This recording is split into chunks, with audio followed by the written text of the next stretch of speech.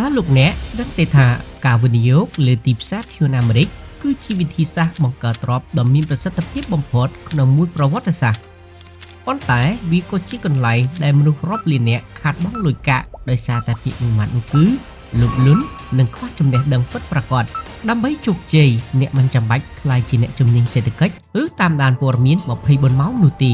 លោកអ្នកគ្រាន់តែត្រូវការចំណេះដឹងនិងយុទ្ធសាស្ត្រត្រឹមត្រូវនៅក្នុងវីដេអូមួយនេះខ្ញុំនឹងបង្ហាញពីគន្លឹះមាសចំនួន5ដែលគ្រប់គ្រងដោយទិន្នន័យពិភពលោកដើម្បីឲ្យលោកអ្នកចាប់ផ្ដើមវិនិយោគដោយសុវត្ថិភាពនិងទទួលបាននូវផលចំណេញហើយវាក៏ជាអ្វីដែលខ្លួនខ្ញុំបានអនុវត្តផ្ទាល់ផងដែរតោះយើងទៅមើលទាំងអស់គ្នា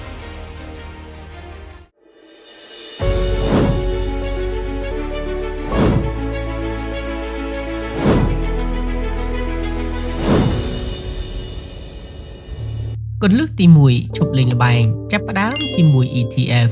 កំហុសលេខ1របស់អ្នកថ្មីគឺលោតទៅទិញភាគអូនរាយដូចជាការទិញតែក្រុមហ៊ុន Tesla ឬក៏ក្រុមហ៊ុន Apple ព្រោះឃើញគេថាវាចំណេញច្រើនយើងសាកគិតមើលថាចុះបើសិនជាក្រុមហ៊ុននោះមានបញ្ហាតើលុយរបស់លោកអ្នកនឹងទៅជាយ៉ាងណាជាក់ស្ដែងលុយរបស់លោកអ្នកនឹងខាតបង់ជាក់ជាមិនខាន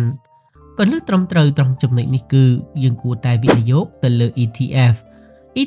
បានមកពីពាក្យពេញថា Exchange Traded Fund វាដូចជាការទិញកន្ត្រកមួយដែលមានភាគហ៊ុនរាប់រយក្រុមហ៊ុនលោកមហាសេដ្ឋី Warren Buffett ធ្លាប់បានភ្នាល់លុយ$1លានថាការទិញមូលនិធិសន្ទុះ S&P 500 ដែលតំណាងឲ្យក្រុមហ៊ុនធំៗចំនួន500ក្រុមហ៊ុននៅសហរដ្ឋអាមេរិកនឹងឈ្នះពពួកមូលនិធិ Hedge Fund តែគ្រប់គ្រងដោយអ្នកជំនាញលទ្ធផលជាក់ស្ដែងនោះគឺលោក Warren Buffett បានឈ្នះដាច់នេះបានបញ្ជាក់ថាសូម្បីតែអ្នកជំនាញក៏ពិបាកយកឈ្នះទីផ្សារទាំងមូលដែរដូច្នេះចូលទិញ ETF ដូចជា VOO ឬក៏ SPY បើក្រុមហ៊ុនមួយដួលរលំនៅមានក្រុមហ៊ុនចំនួន499ក្រុមហ៊ុនទៀតដែលនៅទ្រទ្រង់នេះហើយជាការទិញដែលមានការបែងចែកហានិភ័យយ៉ាងពិតប្រាកដគន្លឹះទី2គំទីទីផ្សារចូលប្រើប្រាស់រូបមន្ត DCAសូមកុំព្យាយាមទាយថាពេលណាក្រុមហ៊ុនចុះថោកបំផុតដើម្បីយើងអាចទិញបាននោះយោងតាមការសិក្សាស្រាវជ្រាវរបស់ធនាគារ JP Morgan ទៅលើទិន្នន័យរយៈពេល20ឆ្នាំដោយគិតចាប់ពីឆ្នាំ2003ដល់ឆ្នាំ2022បានបង្ហាញថាប្រសិនបើលោកអ្នកលក់ភាគហ៊ុនចេញហើយខកខានមិនបានវិនិយោគក្នុងរយៈពេល10ថ្ងៃដែលល្អបំផុតនៃទីផ្សារនោះផលចំណេញរបស់លោកអ្នកនឹងធ្លាក់ចុះជាង 50% បើធៀបទៅនឹងអ្នកដែលដាក់លុយចោលរហូតដំណោះស្រាយគឺ DCA គឺមកពីពាក្យថា Dollar Cost Averaging ចូលកំណត់ការដាក់លុយថេរឧទាហរណ៍ថា$100 $200 ឬក៏$300 ឬ$500 ឬក៏អាចច្រើនជាងនោះជារៀងរាល់ខែដោយមិនគួរខ្វាយថាទីផ្សារឡើងឬក៏ចុះធ្វើបែបនេះអ្នកនឹងទិញបានហ៊ុនច្រើនពេលវាថោកនិងទិញបានតិចពេលដែលវាឡើងថ្លៃដែលផ្ដល់ឲ្យអ្នកនៅតម្លៃដើមមធ្យមល្អបំផុតគន្លឹះទី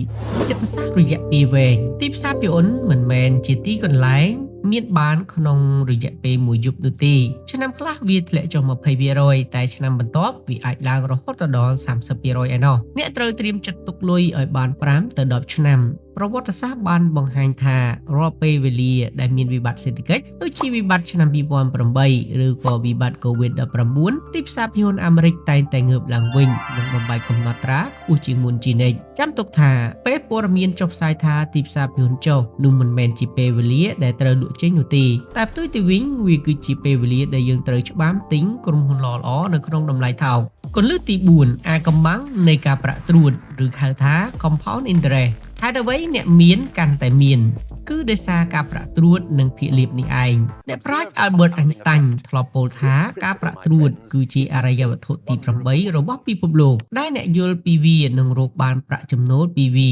អ្នកដែលមិនយល់នឹងត្រូវខាតបង់ដោយសារតែវានៅពេលអ្នកទិញ ETF ក្រុមហ៊ុននឹងបែងចែកភាគលាភឲ្យទៅលោកអ្នក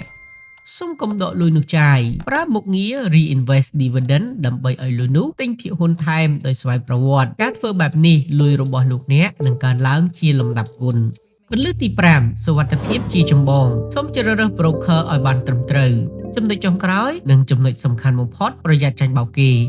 កុំចេះតែដាក់លុយតាម app ដែលគ្មានប្រភពច្បាស់លាស់ត្រូវជ្រើសរើស broker ដែលមានអាជ្ញាប័ណ្ណត្រឹមត្រូវពីសហរដ្ឋអាមេរិក broker ល្អៗនៅសហរដ្ឋអាមេរិកមានការធានារ៉ាប់រងដោយ SIPC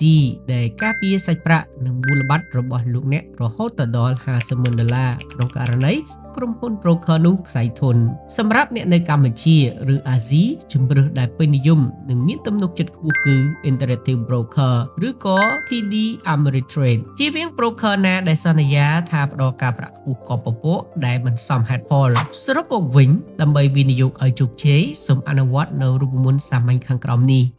ទី1យើងត្រូវបើកគណនីជាមួយ broker ដែលគួរឲ្យទុកចិត្តបំផុតទី2កំណត់ថវិកាប្រចាំខែដែលអ្នកអាចកាត់ទុកដើម្បីយកទៅវិនិយោគទី3ទិញ ETF ដូចជា VOO, SPY ជាដើមដែលយើងដាក់លុយជារៀងរាល់ខែដោយប្រើប្រាស់រូបមន្ត DCA ទី4បំភ្លេចវាចោលនៅពេលដែលទិញហើយរស់នៅក្នុងជីវភាពសាមញ្ញធម្មតា10ឆ្នាំក្រោយលោកអ្នកនឹងអរគុណដល់ខ្លួនឯងតើលោកអ្នកចង់ឲ្យខ្ញុំធ្វើវីដេអូបង្រៀនពីរបៀបបើកគណនី Interactive Broker ពីស្រុកខ្មែរដែរឬទេបើសិនជាលោកអ្នកចង់សូមខមមិននៅខាងក្រោមថាចង់កុំភ្លេចចុច like និង Subscribe ដើម្បីទទួលបាននូវចំណេះដឹងហិរញ្ញវត្ថុថ្មីៗជួបគ្នានៅវីដេអូក្រោយបាយបាយ